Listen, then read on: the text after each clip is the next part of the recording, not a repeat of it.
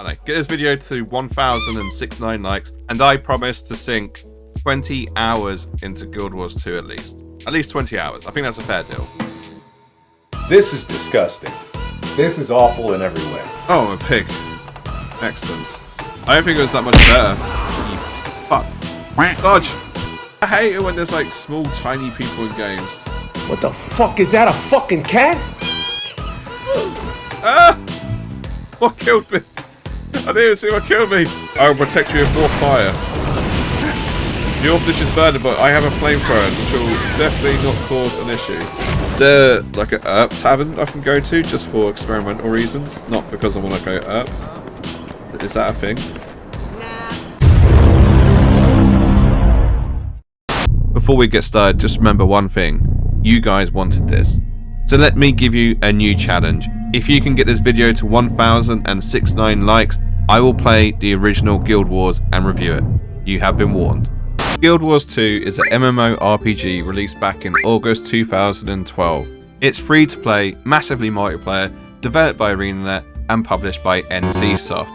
You know, those guys. And even though this game has some mileage on it, it is still incredibly popular. But despite the admiration that players and content creators have for this game, it's not a title I've spent too many hours in, until recently. Now that I've got to experience some quality time playing this MMORPG, I can finally answer the question, is Guild Wars 2 worth playing, or is everyone just wearing rose-tinted glasses? And with that, let's jump into it. Guild Wars 2 is an MMORPG with everything. What this means is that if you want to do PvE, they've got that. If you want to do PvP, they also have that. Role-playing, jump puzzles, fashion, flower picking, even roller beetle racing. Now this is pod racing.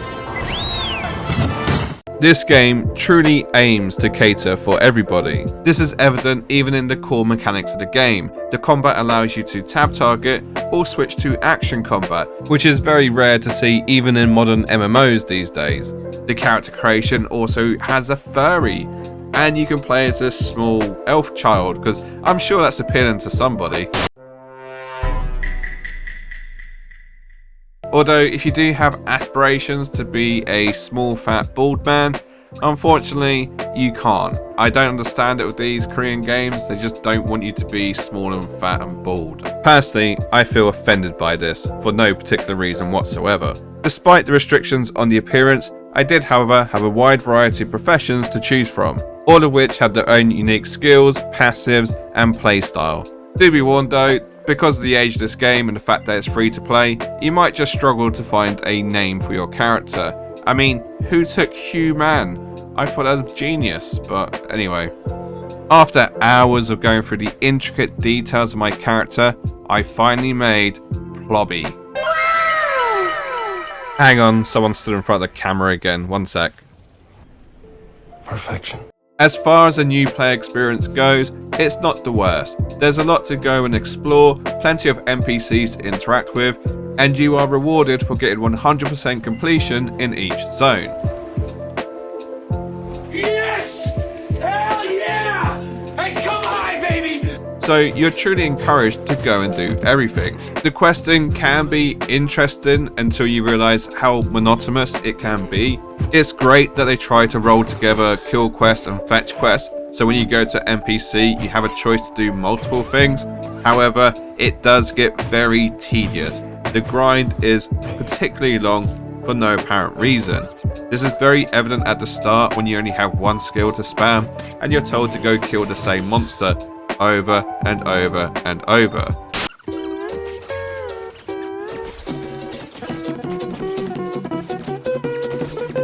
This video is at 5 times speed, and this was the very first quest I had on a new character. Kill me now.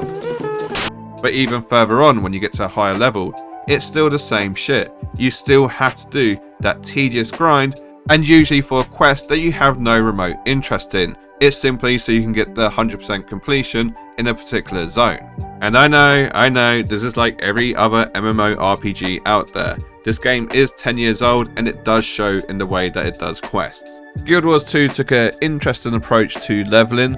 The max level you can get to is of course 80. However, you can still grind for more skill points in the form of expertise. But that's not the interesting part. The truly unique feature about Guild Wars 2 is that each zone has a level cap. So if you're level 80 and you go to a level 10 zone, you'll get scaled down to that level.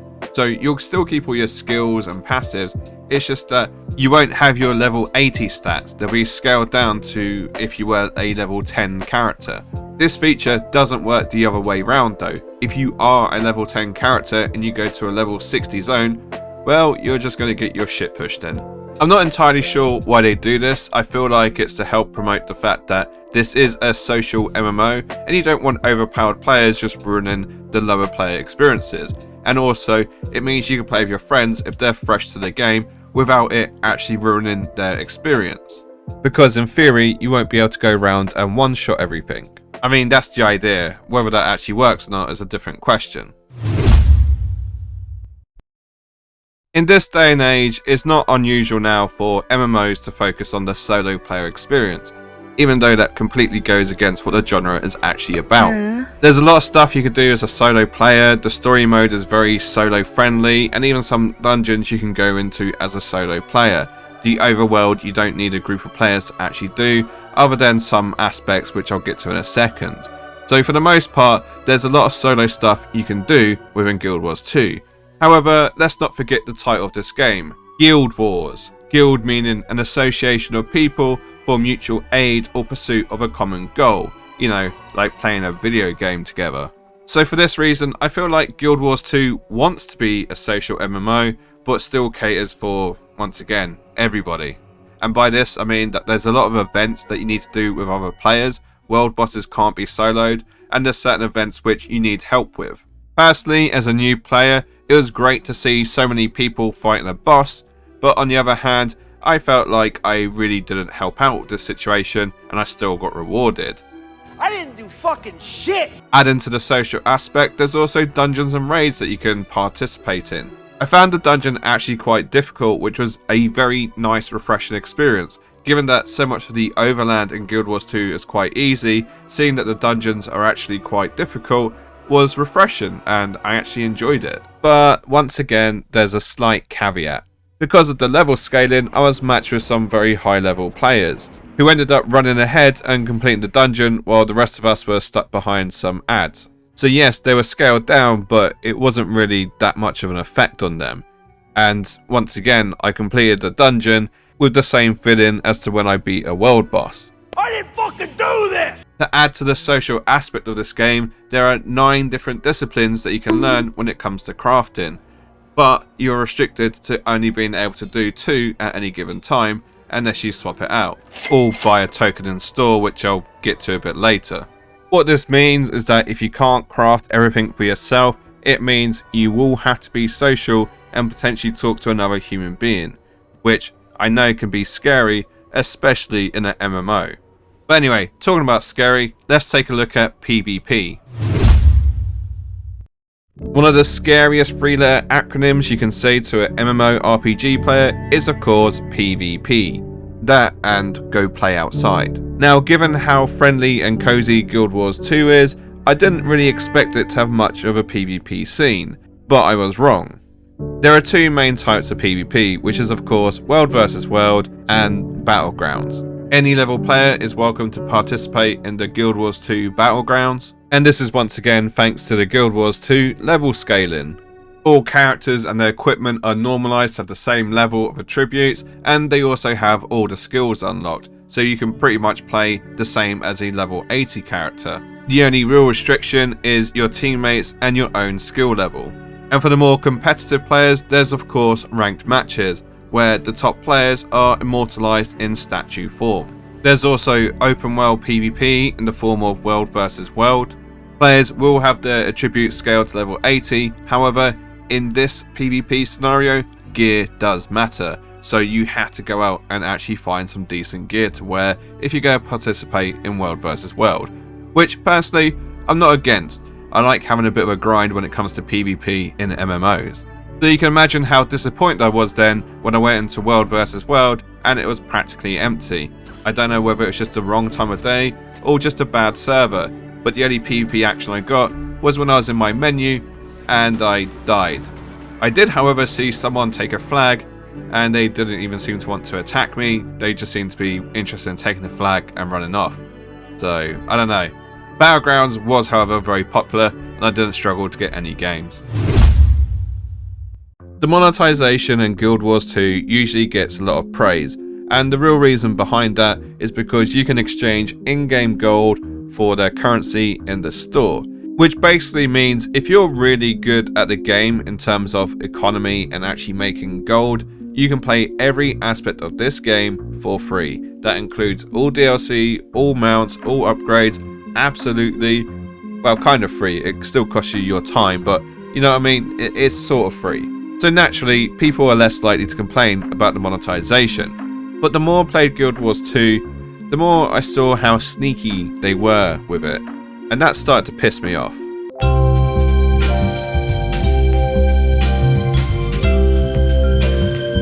I've played a lot of MMORPGs with monetization. Some are more predatory than others. Special shout out to The Elder Scrolls Online, which is by far one of the most predatory and fucking horrendous forms of monetization you can get.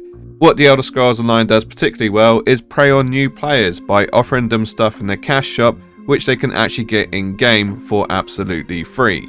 That, and by far, have the worst loot crates I've ever seen in any game, and that includes any EA title. This means I'm forever a jaded prick when it comes to monetization. So I was particularly disappointed when I saw that in the Guild Wars 2 gem store there was a lot of items aimed at new players by trying to improve the new player experience, whether that be offering them extra bag space or extra bank space. It doesn't seem like stuff that's truly needed. I mean, after about 20 minutes of playtime, you'll eventually have extra bag space anyway. And let's be honest, the game seems to go out of its way at the start to fill your bags for the junk. I wonder why that is. It's the same with your bank space, and it's also the same with your crafting professions. The fact that you'll see the opportunity to buy 2 extra crafting professions is not really needed, because you can just make another character who can have 2 different professions from the ones on your main character. Another great area for me is the fact that they had areas which had all the vendors that you could possibly need, but they were behind a VIP wall, which you can obviously get with a VIP pass, which, you guessed it, is in the cash shop. But for me, the worst part about the monetization in Guild Wars 2 was the Black Lion chests. These are chests which you can acquire just by playing the game, and you can believe it, they have some really good loot inside them. However, to unlock them, you need a key. And what do you think the ratio is of you getting a chest compared to getting a key? I think you could probably figure it out. Now, these keys you can get in game, so it's not completely predatory. I successfully managed to get 2 whole keys and open 2 whole chests and get nothing of value. Disappointed! And I still have about 4 or 5 chests in my bank. What this means is that you are left there staring at these chests going, God, I need a key. If only there was an easy way to get a key other than doing a long old grind. And guess what? There is. It's called the cash shop. In a strange twist of fate, the fact that there is so many cosmetics to choose from in the gem store actually gives the endgame scene quite a lot to work towards. I am a big fan of the mount system in Guild Wars 2. It truly is unique compared to a lot of other titles.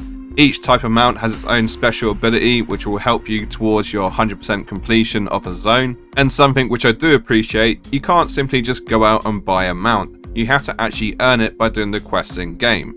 Some of these are behind DLC, which is a free game, I'm not against that. But what I like the most about this is that you can truly customize the way that they look. There is an abundance of different skins you can get for your mounts, and some of them are actually quite impressive. The amount of costumes that you can also get, it truly shows that fashion is endgame. But you don't have to just buy an outfit from the store. You can go out and unlock different styles for your character, so you're not really forced into using the gem store just to look good. In conclusion though, I feel like the monetization in Guild Wars 2 is definitely one of the better ones compared to other competitors in this genre. And let's be honest, given the fact that this game is published by NCSoft, it could be way more predatory towards new players than it currently is. So take it with a pinch of salt.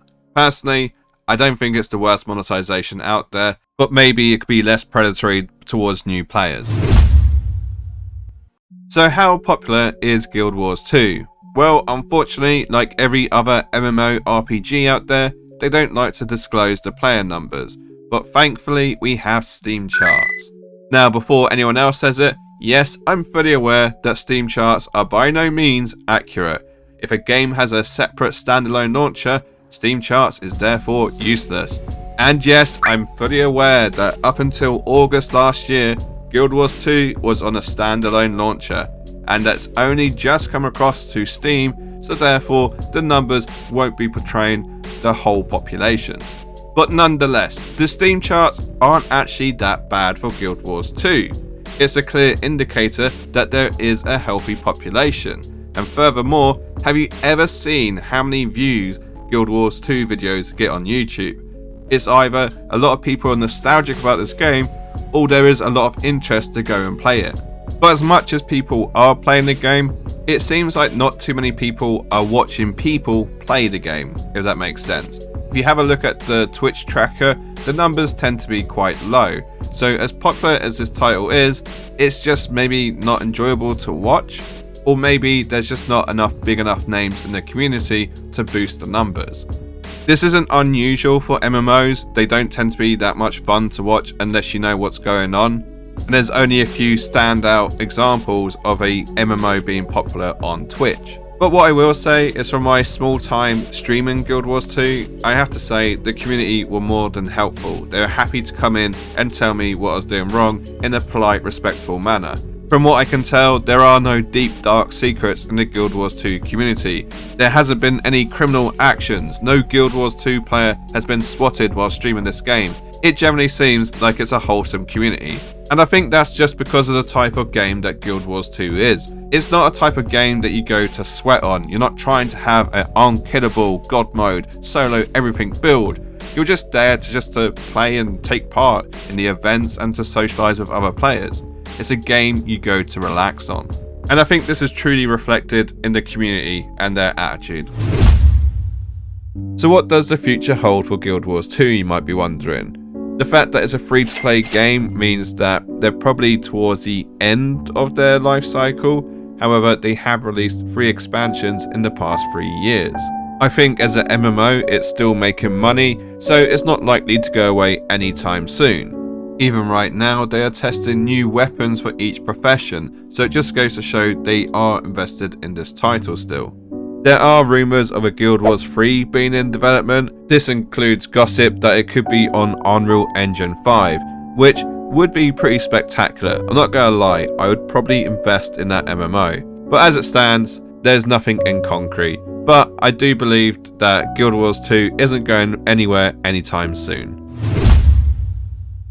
So I meant to play 20 hours, but I actually managed to double that and play 40 hours. It wasn't on purpose, it was just sort of me trying to explore everything and make sure I gave it a fair go. But I can safely say now that I'm just not interested in Guild Wars 2. When it was first released, it might have been a bit more enticing to me, but now it just feels a bit dated. I don't like the way the quests work, I'm not drawn in by the lore, and yes, there are some good mechanics, but nothing really that stands out. But I don't want to sound too harsh, I understand why people love this game. I can certainly see why people would enjoy playing Guild Wars 2. It's just that it's not for me. And guess what? That's okay. You're allowed to not like stuff. There's plenty of games that I love and people absolutely despise. I will say this though, it's 100% worth trying, simply for the fact that it is a free-to-play MMO with a lot of content for you to go and explore. The only thing you're going to sacrifice is your time, and you never know, you might just fall in love with this title. And on that bombshell, I'm going to end the video here. As always, I'd love to hear from you guys. Am I being too critical? Am I being too harsh? Let me know in the comments below. And remember, if you want to see me play the first Guild Wars, get this video to 1069 likes. I'm dead serious, I'll go play it. And don't forget, if you want to see more content like this, by all means subscribe. I tend to do 2 or 3 reviews a month, and they're usually about MMOs, RPGs, and whatever else I'm playing. I'll leave a couple of videos on the screen for you now, and I'll catch you in the next one. Bye bye.